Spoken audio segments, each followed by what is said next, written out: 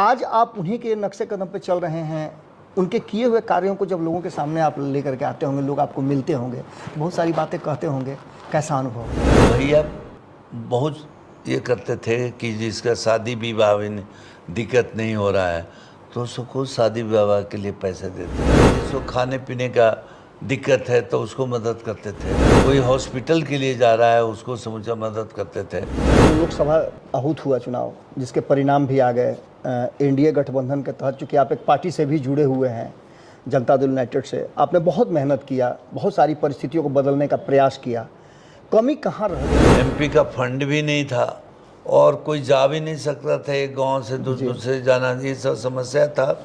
इसके कारण कैंडिडेट का मूवमेंट कम रहा। पनोरमा ग्रुप, जो सोचता है वो करता है। आपके अपने सपनों का आशियाना।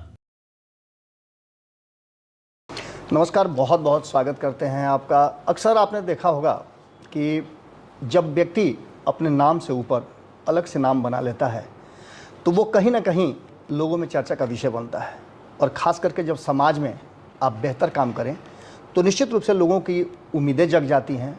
और उसी तरह के एक शख्स हमारे साथ बैठे हुए हैं, भोला बाबू। ये अपने वास्तविक नाम से नहीं जाने जाते हैं और इनके भ्राताश्री भी, जो एक लंबे समय तक बिहार की राजनीति को ट्रेंड करते रहे, लोगों के बीच रहे, लंबे समय तक उन्होंने संसदीय जीवन भी जिया, लेकिन उनको भी उनके व्यक्तिगत नाम से नहीं बल्कि किंग महेंद्र के नाम से जाना जाता था। अब वो हमारे बीच नहीं रहे, लेकिन उनके सारे कार्यों को भोला बाबू देखते थे।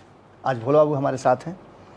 भोला बाबू के बारे में बात करने से पहले हम एक कठिन प्रश्न लेकर के आपके सामने आए हैं कि हमारे यहाँ ऋषि मुनियों ने कहा है, हमारे रामायण में भी वर्णित है कि सुरनर मुनि सबकी यह रीति, स्वार्थ लागी करहि सब प्रीति। भोला बाबू का क्या स्वार्थ है, हम यहीं से पूछेंगे। पहले तो आपका बहुत बहुत स्वागत है। धन्यवाद। क्या स्वार्थ है आपका, इस तरह से जो लोगों के बीच जाते हैं, जाकर के लोगों की सेवा करते हैं, कोशिश करते हैं कि जो बिहार में नहीं है उसको पूरा करें, इसके पीछे का मकसद क्या है? एक तो मैं आपको बताऊं, हम लोग का जन्म गांव में हुआ है, मेरा और भैया का जी। और हम लोग को बराबर भैया भी बोल के गए थे कि गांव का ध्यान रखना चाहिए, गांव में बहुत प्रॉब्लम है। जी जी जी। जो समस्या गांव में हम लोग झेल चुके हैं। जी हम लोग लालटेन में पढ़ते थे, जी।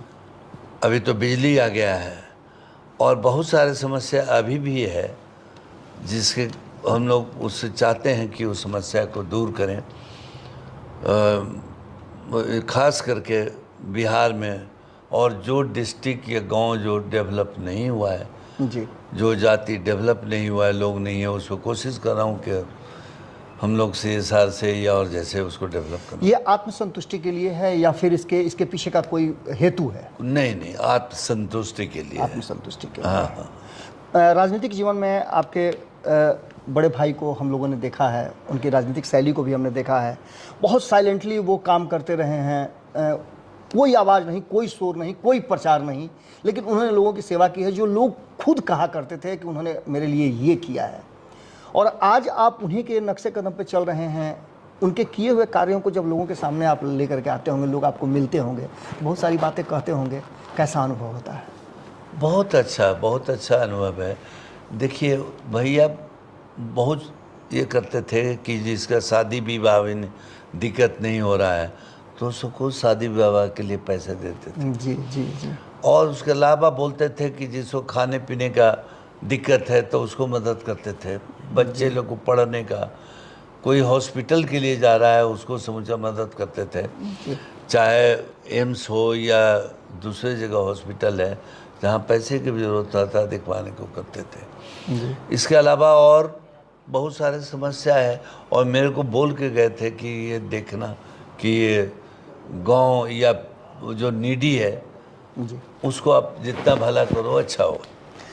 वर्तमान आपने जो लोकसभा आहूत हुआ चुनाव, जिसके परिणाम भी आ गए, एनडीए गठबंधन के तहत, चूँकि आप एक पार्टी से भी जुड़े हुए हैं, जनता दल यूनाइटेड से, आपने बहुत मेहनत किया, बहुत सारी परिस्थितियों को बदलने का प्रयास किया। कमी कहाँ रह गई कि हम जिस तरह की देख रहे हैं परिणाम जो आए, उसमें से 30 में से जो पहले 39 सीट था, 9 सीट आप हार गए? वो पर्टिकुलर जहानाबाद के बारे में बोलता हूँ। जहानाबाद लोगों में डिससेटिस्फैक्शन था, और इस पीरियड में अब 2-2.5 साल तो कोविड भी चला गया जी एमपी का फंड भी नहीं था, और कोई जा भी नहीं सकता था एक गांव से दूसरे जाना, ये सब समस्या था। इसके कारण कैंडिडेट का मूवमेंट कम रहा, डेवलपमेंट भी एमपी फंड नहीं था, इसके कारण समस्या हुआ। हम लोग कोशिश किए बहुत, हम लोग जो है बहुत गांव में गए, जी बहुत जगह गए, मोबिलाइज भी हुआ, लेकिन जीत हार तो हम लोग नहीं दे सकते, जनता दे सकती है। चुनाव से पहले एक बहुत चर्चा थी, कई नामों की चर्चा चल रही थी कि जनता दल यूनाइटेड को कितनी सीट मिलेगी, एनडीए में किस दल को कितना सीट मिलेगा, जहानाबाद से कौन चुनाव लड़ेगा।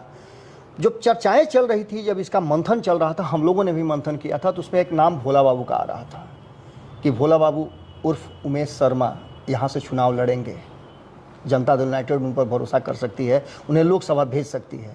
क्या आपसे कोई बातचीत हुई या आपकी इच्छा थी?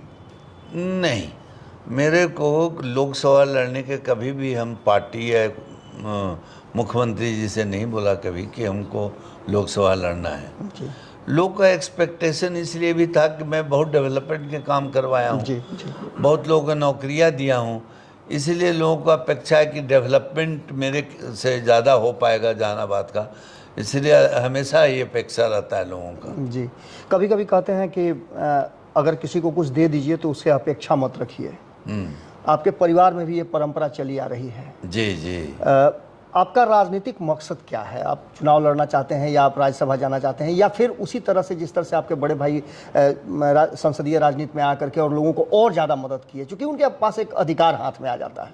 देखिए, जैसा कि बोला कि लोकसभा या असेंबली या इसमें मैं इंटरेस्ट उतना नहीं है जी कि मैं इलेक्शन लड़ूँ या उसमें यहाँ के असेंबली में जाऊँ लड़ूँ। अब राज्यसभा डिपेंड करता है पार्टी और मुख्यमंत्री जी पर कि कैसे और किसको देते हैं। जी जी।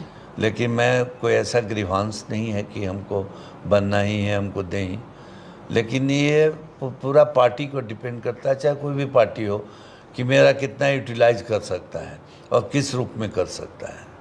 देखिए, जातीय राजनीति आपने देखा भी होगा कि वर्तमान परिस्थिति में जातीय राजनीति का बहुत बोलबाला है। जातीय राजनीति के आधार पर भी जातीय लोगों को संगठित करके ही चुनाव जीते और हारे जाते हैं, ये परंपरा होगी। लेकिन आप उससे बिल्कुल अलग हैं, आपने एक अलग परंपरा की है।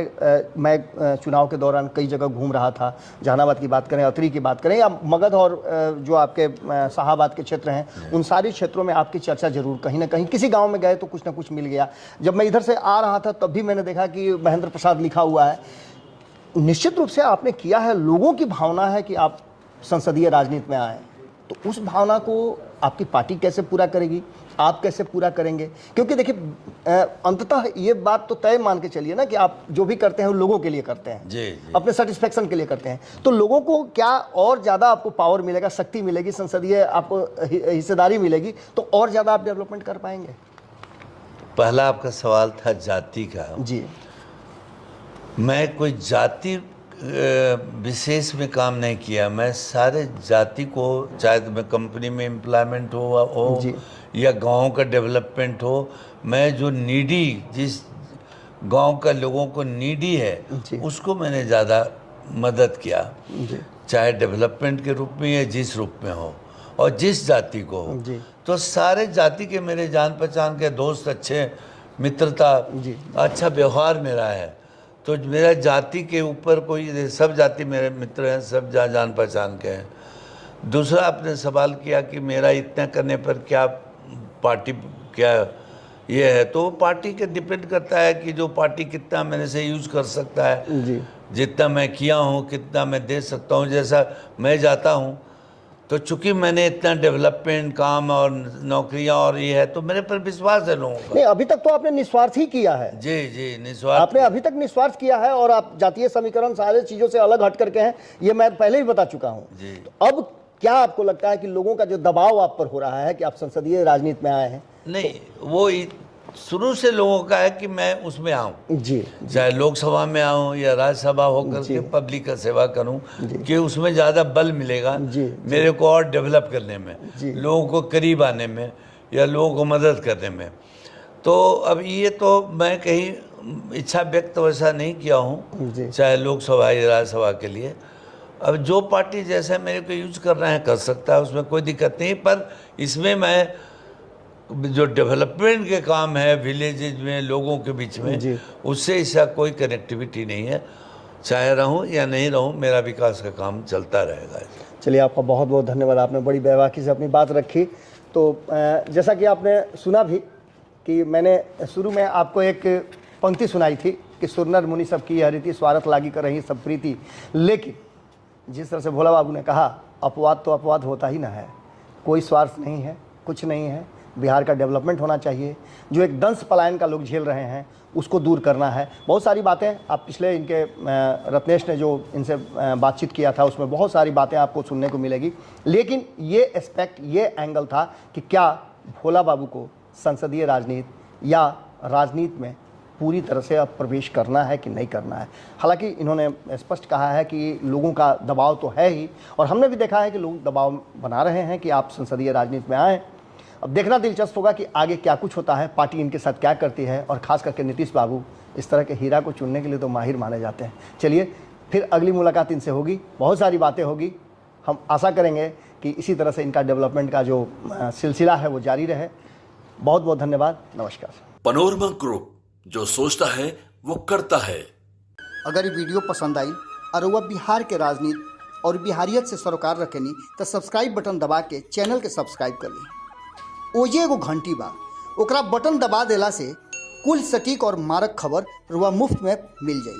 अगर रुआ पत्रकारिता के हमनी के नया प्रयोग में सहयोग कर चाहतानी तो ज्वाइन बटन दबा दी। पेटीएम नंबर नोट कर ली 9386816700। धन्यवाद।